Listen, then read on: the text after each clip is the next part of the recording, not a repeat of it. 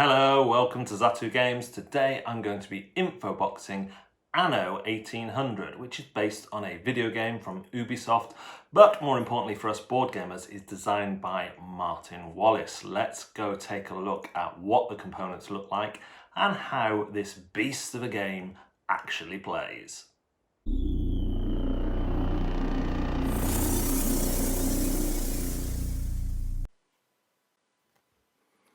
Hello, welcome to Zatu Games.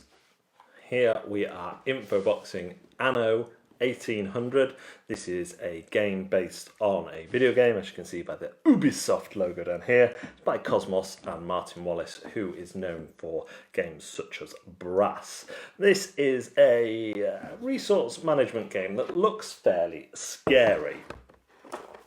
You have these player markers here, player aids, and this gives you a view of the whole board and the range of products that can be made. So each of these represents a factory that you can build and will turn out this good on the bottom. And actually you flip them over and each have two spaces for you to place workers on. I'll show you some of those in a minute. The rules are good. They get you through everything you need to know, and actually the game looks a lot scarier than the gameplay is. The biggest difficulty in the game is working out how to get what you want. And there's a very good trade system where you can trade with other players. They can't refuse it, they get gold, and they don't lose out anything.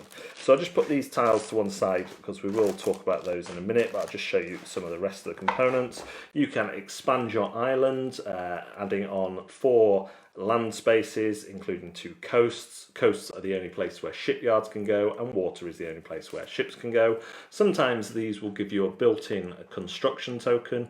This one produces crates, so if you needed anything with crates in, you need to place one of your blue population cubes, which are workers, I think, there, and then you could only use it one more time. Each coloured corner represents a worker spot. This one would get you 2 more blue workers, which also gets you cards. This one includes a ship, and there are others that give you bonus cards for scoring. I've put all the cubes into this little tub that I had. Here we have the different, not resources, but these are workers. So we start with farmers, workers, and now engineers and investors. So these must be artisans. Are they artisans? I can't remember. I'm pretty sure I'm correct on the rest of them. Let's double check in the rules here. Artisan, yes, get in. And basically, certain places can only be activated by certain colours. So we saw the blue ones earlier, and there are mainly going to be red, purple, red, blue, and red, and then some purple ones as you get higher. The blue, purples, and reds will also be used as a cost, where you, instead of placing them to work in a factory or a construction site, you would instead exhaust them. So you're never losing these once you have them. Every time you take a population cube, other than through upgrades, you also take a card. Now this is important because cards are going to symbolise, are going to signal the end of the game. When one player gets rid of their hand of cards, the game is coming to an end. So the front of the card shows you the points you will get and what type of population cubes. That if you've taken a green or a blue, you're going to take one of these cards. And on the back, there are a couple of things. There are resources that you need to produce to be able to play this card, and then a one-time effect that you can use when you choose. So for this guy, I would need to produce soap and a shirt, and then I would play him in front of me face up, and then when I activate him, I would get 4 gold. And activating is one action. It's a free action. Usually you can only take one action on your turn, but these free actions, you could line up a load of these cards and use them all in one go. This action here lets you upgrade population cubes, so you can upgrade between either farmers or workers to the next step for free rather than paying the costs. And yeah, so on and so forth. So they're really handy. And there are also cards that represent the other workers in the game, or the other populations here, and they have slightly better points and effects. And then add cards for the islanders when you go to the new world, which work the same and give you 5 points. You can explore the new world by playing exploration tokens, and that will give you access to rarer resources. And this is important because these resources other players can't trade for. So these would be quite important in a higher player count, because if you've got access to these, you can build things that other players can't build. Tokens, which again, you don't usually spend these. The only time you discard these when you use them is if you've got them off a card, for exploration and trade. We have the main player board down here, which is a puzzle piece fixed together, and basically that seats every construction token on it and all the cards. You're going to be building these tokens onto your player board, and it has some built on already. And here we can see the population residential areas, so all your green cubes go here.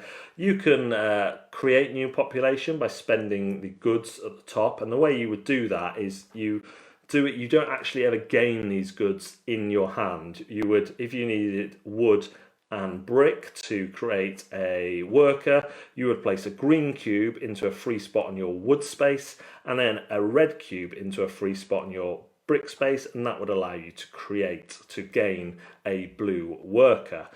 Then you would obviously take the card of the same type. So a lot of the production of resources is abstracted out. You can see this guy would need 3 different things.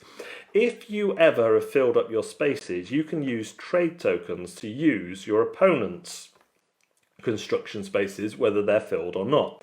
You will pay the amount listed next to that colour. So if you need to use a red cube on your opponents, you just pay 2 trade tokens instead. They get gold, you get access to that.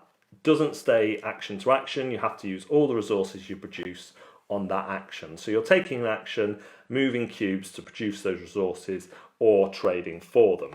Now, it starts off very simple with these. You also have to be able to make ships, you have to have a shipyard, and ships produce your trade and exploration tokens.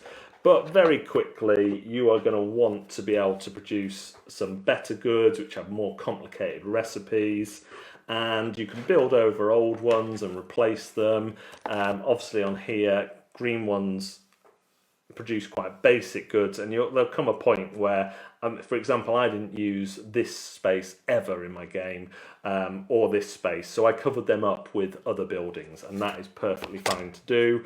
But some of these complicated ones, you're going to need to get an investor, which is the top population cube, to be able to use to exhaust, to be able to even get that light bulb, and for some of them you need previous ones as well. So it's kind of a puzzle each time about how you put everything together. The tiles themselves have the colour on the front and then a picture on the back. Now you are meant to turn them around when you build them, because you no longer need the recipe. What I found about that is they kind of look better from an art point of view, but it's very hard to quickly scan and see what colour you need, because the red is then only in the corner. But unless you turn them round, you've only got the one spot on to work on. So every place has 2 spots to work on. So you do need to turn them around for gameplay. So yeah, it is definitely on the heavier end of things, but that's because it creates, not because the actual way it works is difficult, but because the game creates a puzzle each time you play it that you have to kind of solve. And that's going to be based on your starting hand of population, where if a lot of mine needed beer, good lads and women and lasses and everything. So I quickly produced beer, then I got an island to give myself more room, and so on and so forth. So that is a very quick look at Anno 1800, look at the components, and a brief overview of how this resource management game works. So thank you for watching another Zatu Games video. Do remember to hit like and subscribe and ring the bell for notifications. We also have accounts on TikTok, Twitter, Twitch, Facebook, Instagram, and that might be it. It might not. Facebook. Did I say Facebook? Probably. Search for Zatu Games or Zatu Games UK to find all those lovely, lovely accounts. And remember, we have a live show on Facebook on Wednesdays from 8 PM, and we are live on Twitch on Monday lunchtimes at 12 and Fridays from 9 PM, playing a mixture of video games and board games. We'd love to see you there. But for now, thanks very much for watching, and we'll see you next time.